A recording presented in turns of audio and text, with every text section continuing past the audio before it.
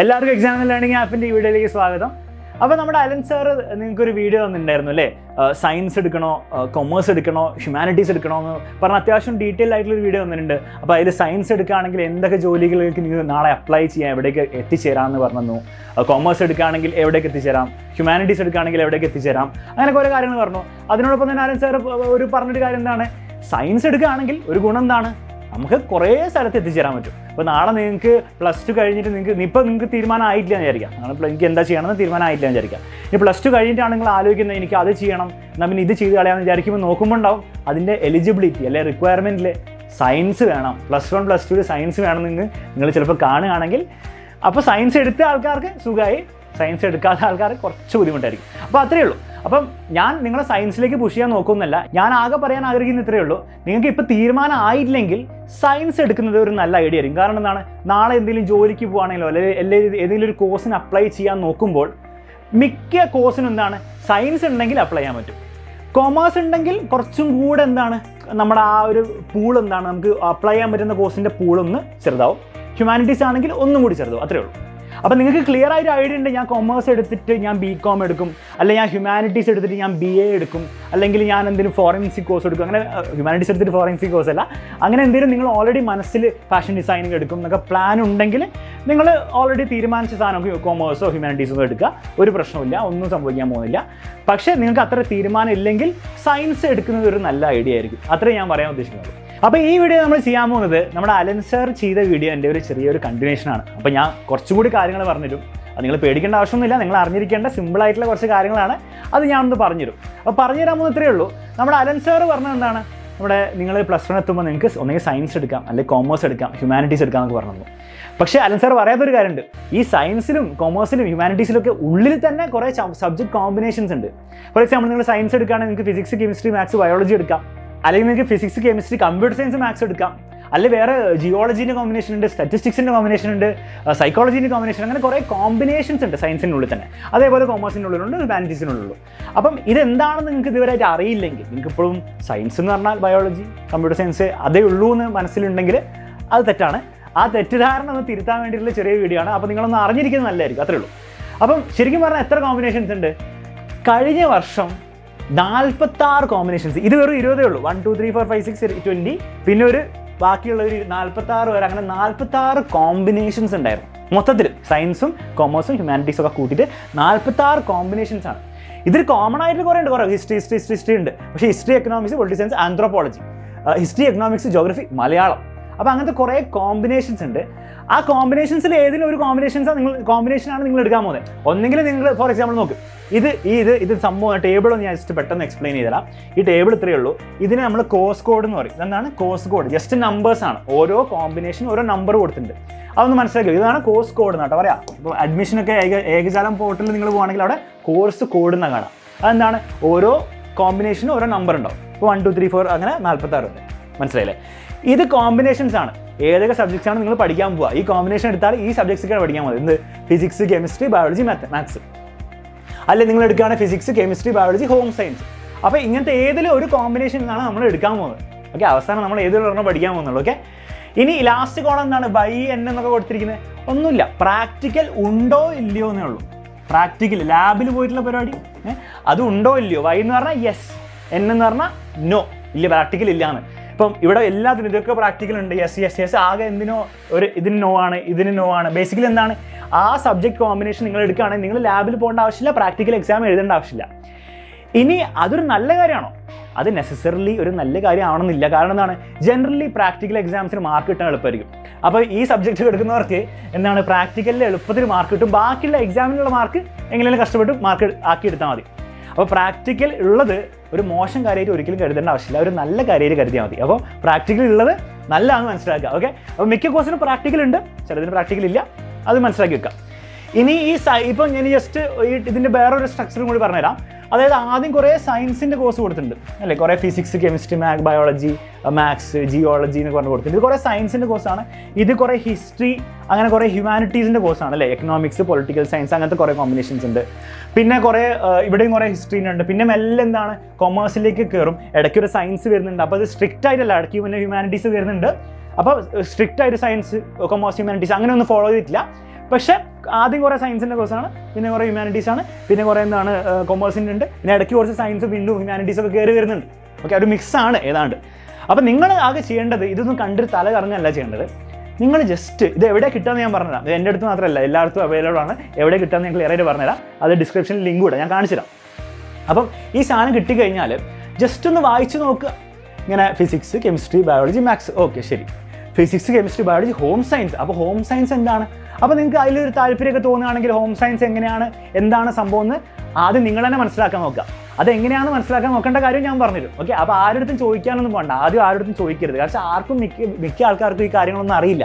എന്താണ് home science, എന്താണ് psychology, എന്താണ് ഇലക്ട്രോണിക്സ്, എടുത്തിട്ട് എന്താ കാര്യം ഉണ്ടോ? ഇലക്ട്രോണിക്സ് എന്ന് പറഞ്ഞൊരു കോമ്പിനേഷൻ ഉണ്ട് അല്ലേ, ഫിസിക്സ്, കെമിസ്ട്രി, മാത്സ്, ഇലക്ട്രോണിക്സ്. അതെന്താണ്?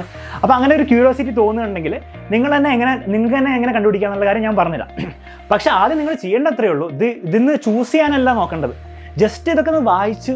ഓക്കെ, ഇലക്ട്രോണിക്സ് എന്ന കോമ്പിനേഷൻ ഉണ്ട് അല്ലേ, സൈക്കോളജി എന്ന് പറഞ്ഞ കോമ്പിനേഷൻ, സ്റ്റാറ്റിസ്റ്റിക്സ് എന്ന് പറഞ്ഞ കോമ്പിനേഷൻ. അപ്പോൾ എന്തായിരിക്കും നിങ്ങൾക്ക് അതിൽ ചെറിയ ഇൻട്രസ്റ്റ് തോന്നുന്നുണ്ടോ? അപ്പോൾ അതിനെ പറ്റി ഒന്ന് സ്റ്റഡി ചെയ്യണം. അത്ര ആലോചിച്ചാൽ മതി. ഇനിയിപ്പോൾ നിങ്ങൾ കോമേഴ്സ് എടുക്കുകയാണെങ്കിൽ കോമേഴ്സിൽ എന്തൊക്കെ കോമ്പിനേഷനുള്ള business studies, accountancy, economics, political science. അപ്പോൾ പേരുകളൊന്ന് ഫെമിലിയർ ആയിട്ട് വെക്കുക.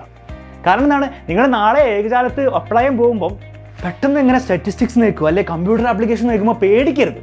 ആ സംഭവം നിങ്ങൾ ഓൾറെഡി പേര് കണ്ടിരിക്കണം. ഓക്കെ, ഇത് എനിക്ക് അറിയുന്ന കാര്യമാണെന്ന് ആ ഒരു രീതിയിൽ നിങ്ങളായിരിക്കണം അപ്ലൈ ചെയ്യാനാവുമ്പോഴത്തേക്ക്. ഇപ്പോൾ ഒന്നും വേണ്ട, ഇഷ്ടംപോലെ സമയമുണ്ട്.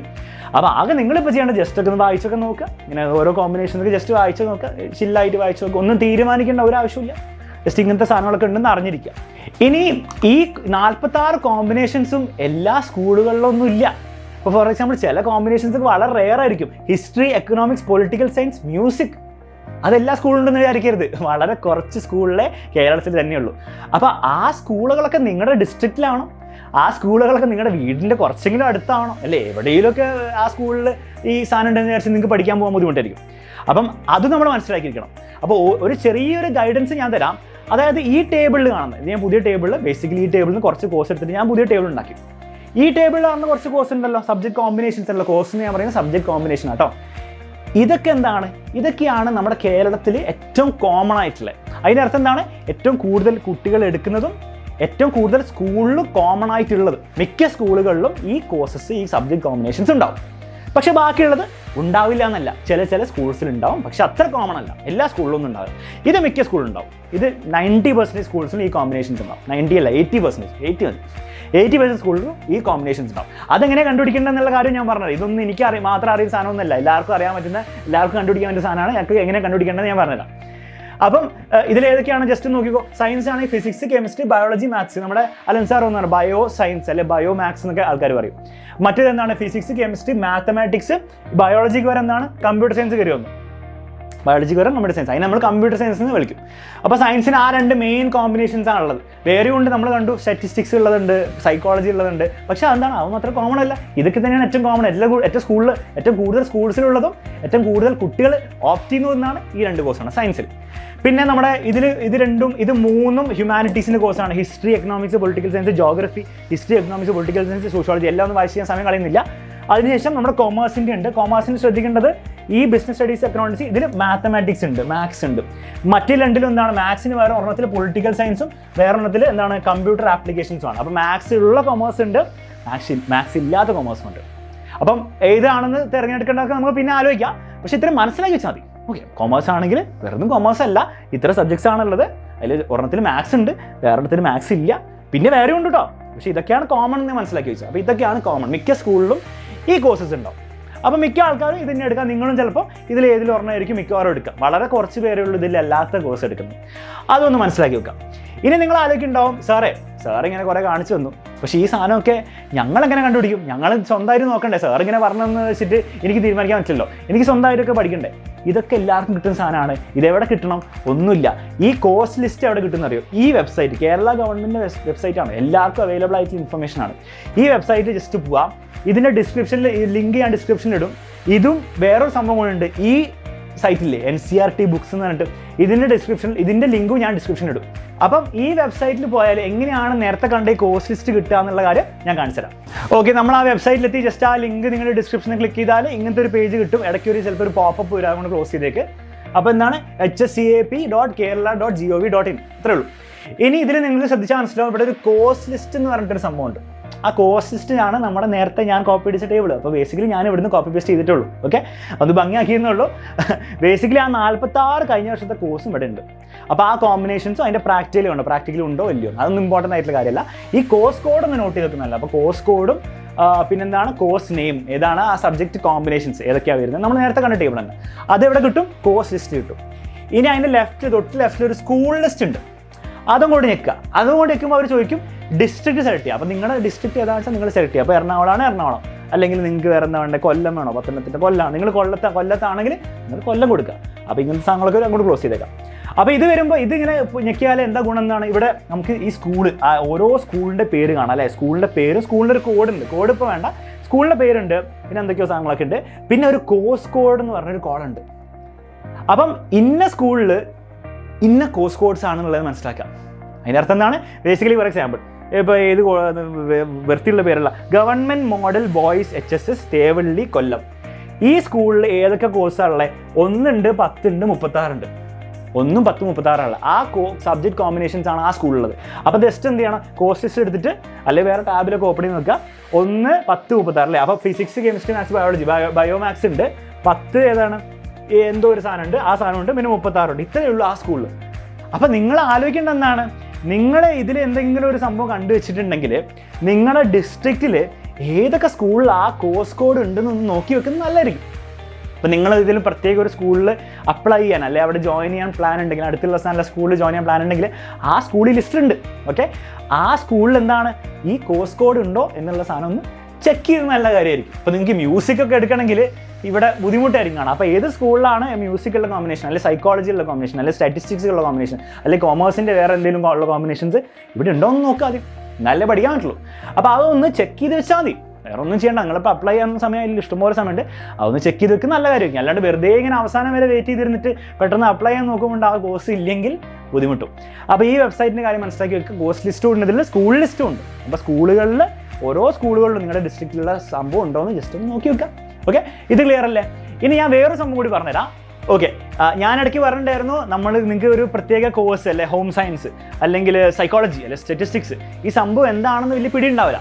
അപ്പോൾ ആരുടെടുത്തേലും ചോദിക്കുന്നതിന് മുമ്പ് ആദ്യം നിങ്ങൾ തന്നെ നോക്ക് എന്താ സംഭവം. ജസ്റ്റ് ബേസിക് ആയിട്ട് ഒരു അണ്ടർസ്റ്റാൻഡിങ് നല്ലതല്ലേ. അപ്പോൾ അതിനുവേണ്ടി ആദ്യം നിങ്ങൾക്ക് ചെയ്യാൻ പറ്റിയ ഒരു കാര്യം എന്താ, സിമ്പിൾ കാര്യം എന്താ അറിയോ, ജസ്റ്റ് ഞാൻ ആ ഡിസ്ക്രിപ്ഷനിൽ കൊടുത്ത് NCERTbooks.guruവിൽ പോവാം. എന്നിട്ട് നിങ്ങൾക്ക് ആ വേണ്ട സംഭവം class 11 SCERT Kerala text books ആണ്. ഇപ്പോൾ നിങ്ങൾക്ക് ഫോർ എക്സാമ്പിൾ നിങ്ങൾക്ക് സാൻസ്ക്രിറ്റ് പോട്ടെ, അത് വേണ്ട, കുറേ പേർക്ക് അറിയായിരിക്കും. സൈക്കോളജി അതിലെന്താ പഠിക്കേണ്ട ഒരു ഐഡിയ ഇല്ല. അപ്പോൾ ആരുടെ പോയി ചോദിക്കുന്നതിന് മുമ്പ് ജസ്റ്റ് ആ സൈക്കോളജി ടെക്സ്റ്റ് ബുക്ക് എന്നാണ് ഇവിടെ പോയാലും നിങ്ങൾക്ക് ഡൗൺലോഡ് ചെയ്യാൻ പറ്റും. കുറച്ച് ഞാൻ കളിക്കുന്നില്ല അതിൽ, ഇവിടെ എന്തൊക്കെ പോയാൽ ഡൗൺലോഡ് ചെയ്യാൻ പറ്റും. ആ ഡൗൺലോഡ് ഒന്ന് ചെയ്ത് വെക്കുക. ഉണ്ടോ ഇവിടെ ടെക്സ്റ്റ് ബുക്ക് കിട്ടും. ഇന്ന് ടെക്സ്റ്റ് ബുക്ക് കിട്ടിയിട്ട് ആ ജസ്റ്റ് ചാപ്റ്ററിൻ്റെ ഹെഡിങ് ഒന്ന് നോക്കുക, എന്താണ് സൈക്കോളജി, അപ്പോൾ നെക്സ്റ്റ് ചാപ്റ്റർ എന്താണ് പഠിക്കാനുള്ളത്. വേണമെങ്കിൽ ഇതിലെ പിക്ചേഴ്സൊക്കെ ഒന്ന് നോക്കുക, എന്തൊക്കെ പിക്ചേഴ്സാണുള്ളത് എന്നൊക്കെ നോക്കുക. വേണമെങ്കിൽ ഒരു ഫസ്റ്റ് പാരഗ്രാഫൊക്കെ വായിക്കുക ഒരു ചാപ്റ്ററിൻ്റെ. അപ്പോൾ നിങ്ങൾക്ക് ഒരു ഐഡിയ കിട്ടും. നിങ്ങൾ +1 പഠിക്കാവുന്ന ടെക്സ്റ്റ് ബുക്കാണിത്, ഇതേ സാധനം പഠിക്കാൻ പോകുന്നത്. അപ്പോൾ ഇത് കണ്ടിട്ട് നിങ്ങൾക്ക് രസം തോന്നുന്നുണ്ടോ, പഠിക്കണമെന്ന് തോന്നുന്നു, നല്ല ആഗ്രഹം തോന്നുന്നുണ്ടെങ്കിൽ നമ്മൾ കൺസിഡർ ചെയ്യാം. തോന്നില്ലെങ്കിൽ വെറുതെ എന്തിനാണ് കഷ്ടപ്പെട്ട് പഠിക്കുന്നത്. അപ്പോൾ ഈ സോഷ്യോളജി, ജിയോളജി, സ്റ്റാറ്റിസ്റ്റിക്സ് ഇതൊക്കെ കേൾക്കുമ്പോൾ പേടിക്കേണ്ട ആവശ്യമൊന്നുമില്ല. ജസ്റ്റ് ഈ ടെക്സ്റ്റ് ബുക്ക് പോയിട്ട് നോക്കുക. ഓക്കെ, അല്ലെ കൊമേഴ്സിലുള്ള സാധനം എന്തെങ്കിലും പുതിയ കോഴ്സ് ആണെങ്കിൽ എന്താണ് പൊളിറ്റിക്കൽ സയൻസ് എന്താണെന്ന് അറിയില്ലെങ്കിൽ ടെക്സ്റ്റ് ബുക്ക് പോയി നോക്കുക, എന്താണ് ചാപ്റ്റേഴ്സ് പഠിക്കാനുള്ളത്, ചാപ്റ്ററിൻ്റെ ഫസ്റ്റ് പാർട്ട് വായിച്ചിട്ട് എന്തെങ്കിലുമൊക്കെ കാര്യങ്ങൾ മനസ്സിലാവുന്നുണ്ടോ, എന്തെങ്കിലും രസം തോന്നുന്നുണ്ടോ എന്നൊക്കെ തോന്നുന്നുണ്ടെങ്കിൽ മാത്രം അതിനെ കൺസിഡർ ചെയ്താൽ മതിയല്ലോ. അപ്പം ഇതൊരു നല്ല രീതിയായിരിക്കും. ഇനി അതിനും ഡെപ്തിൽ ഇപ്പോൾ ഹോം സയൻസിൽ ശരിക്കും എന്തൊക്കെയാണ് പഠിക്കാനുള്ളത്, സൈക്കോളജിയിൽ കുറേ ടഫായിരിക്കുമോ, അങ്ങനത്തെ കാര്യങ്ങളൊക്കെ നമ്മൾ വേറെ വീഡിയോസിലായി അഡ്രസ്സ് ചെയ്യും. നിങ്ങൾ ആദ്യം ബേസിക് കാര്യം ചെയ്ത് വെക്കുക.